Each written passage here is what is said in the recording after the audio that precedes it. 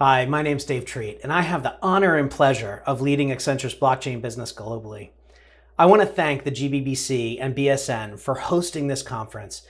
Our digital infrastructure has been so crucial in getting us through this challenging period. My ability to present to you today from my home office and yet connect globally with with many around the world and with those of you locally in attendance has been the lifeblood of our ability to actually continue to operate, to continue to have our businesses work, thrive as best as they can, and to meet our challenges connecting both professionally and personally. It's been amazing.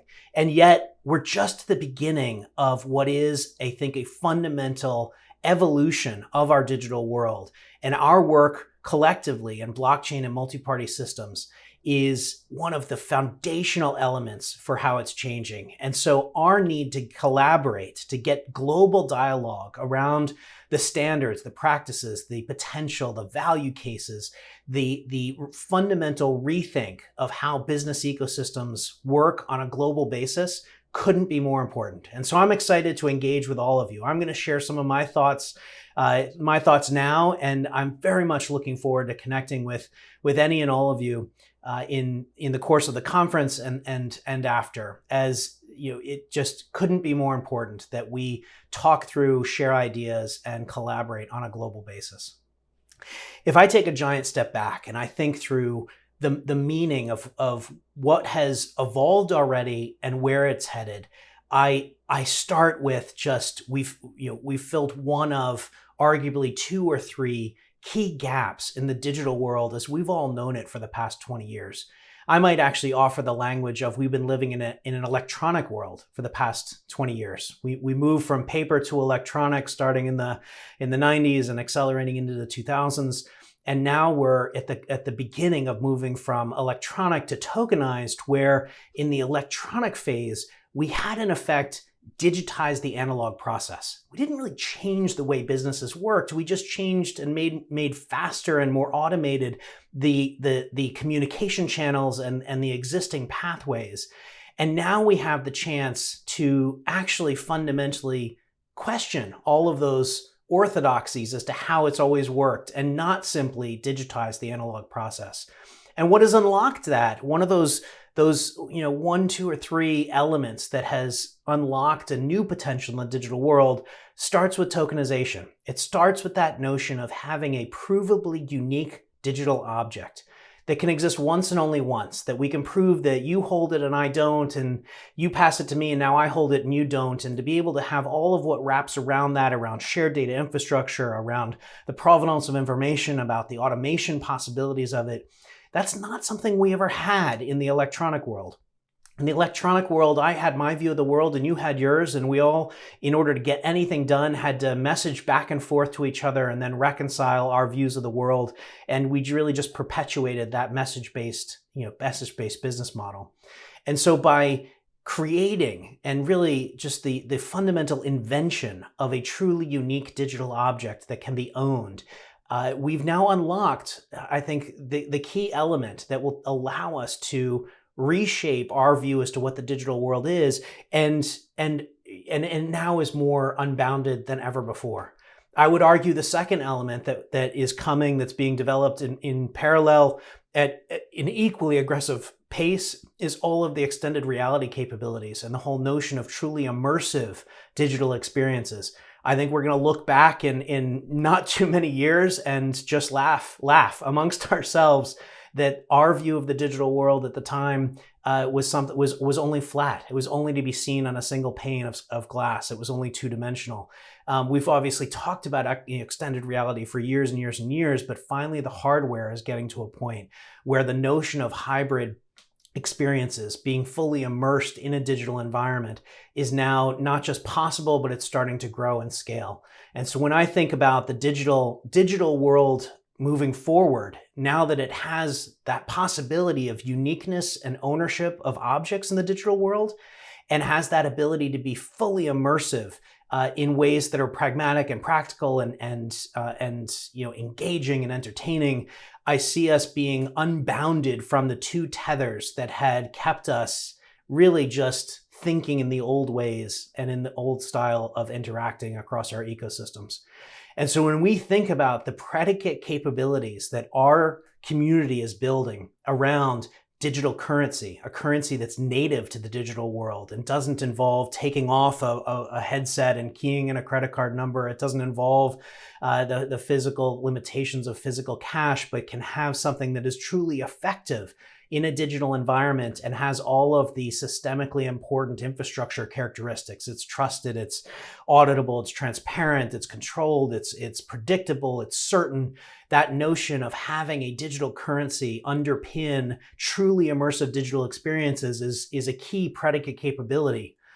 And then it gets extended to digital identity, how we identify ourselves in the digital world and operate, where the identity of people, things, organizations, even digital actors themselves, avatars, that ability to confidently authenticate, interact with, understand the relationships between digital identities in the digital world, again, playing upon that core technical capability of uniqueness, we can then start to have the confidence and safety, soundness, security constructs that are so important when we deal with identity in the digital world. And so with money and with identity, and then with all of the work that's already started to happen in re-envisioning supply chains, and the way that the world produces and moves and consumes more and more with a digital at the heart of it, we've got such a fantastic suite of tools and technologies available to us. It's incumbent then upon us to understand the magnitude of what it is that we're doing and think through how do we actually not just take the existing standards and think through how to incrementally change them, or the existing legal structures or the existing modes of doing business, but take the time to say, can we not just fundamentally rethink it all and not have this be an incremental innovation, but a truly transformative innovation cycle? I think we're seeing that in incredible ways. We're seeing that, as I referenced earlier, in the digital currency work that's going around the world. I think the BIS report of more than 80% of the world's central banks are working on this mission is spot on. The dialogue between them is fantastic. It is exactly what you would hope to be. Same thing going with the early work around digital identity that's been accelerated by COVID, and the whole notion of how do we address vaccine credentials and travel and return to work and return to travel, all of that accelerated by COVID and critically important and not simple, right? There's very complicated dialogue that's underway on both of those dimensions, currency and identity. And I guess the thing that I view as both just a major advantage that we have and a call to action, and if we get it wrong, a risk, is that the technology is so wonderfully configurable to what it is that we in our communities want, that if we don't take the time to really think through those policies and laws and regulations and societal constructs to determine what within each of our communities we want and how we want it to play out, let me phrase it in the positive. It's imperative that we do that. And then I'm encouraged by interoperability being at the heart of this innovation wave and the conversations, which when you pair the two together, the extreme configurable nature of the technology as we're talking about it, and the core of interoperability being part of it, I'm just incredibly optimistic that we can have the best of both worlds. We can have individual communities make different choices for what they value and how they want to live and work, and they can still interoperate in a globally connected way. And we can have both. It doesn't have to be one or the other. It doesn't have to be anyone giving up their own value structures, laws, or history and culture. It can be a interconnected, hyper-configurable construct where the technology is here to enable it.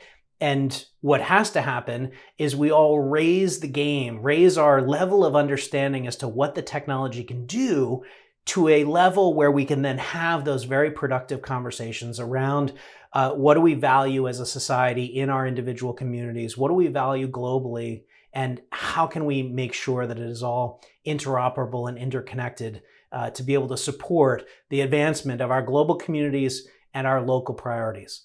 I think it's all there for us, but we have to have dialogues like we're having today at this conference. And again, that's why I'm so thankful for the GBBC and BSN for pulling it together. This potential for us to configure the technology to meet our needs, I think, is the most important thing that we can all work on together in the next period. So I look forward to interacting with as many of you as I can over the course of the day and over the course of the coming weeks and months. Looking forward to lots more forums like this. Very much eager to travel and be in person with everyone as soon as it's practical. But until then, let's continue to just fundamentally reshape this digital world and live and learn and work together in these remote collaborative constructs. We are entering such an exciting period of innovation. It's an amazing time to be focused on core technology that is just so fundamentally reshaping our world. So thank you for your time. I appreciate it. Looking forward for all of the dialogue throughout the day. What a phenomenal set of speakers. And again, a thank you to the GBBC and the BSN network for pulling this all together and to inspiring this global dialogue. Thank you very much.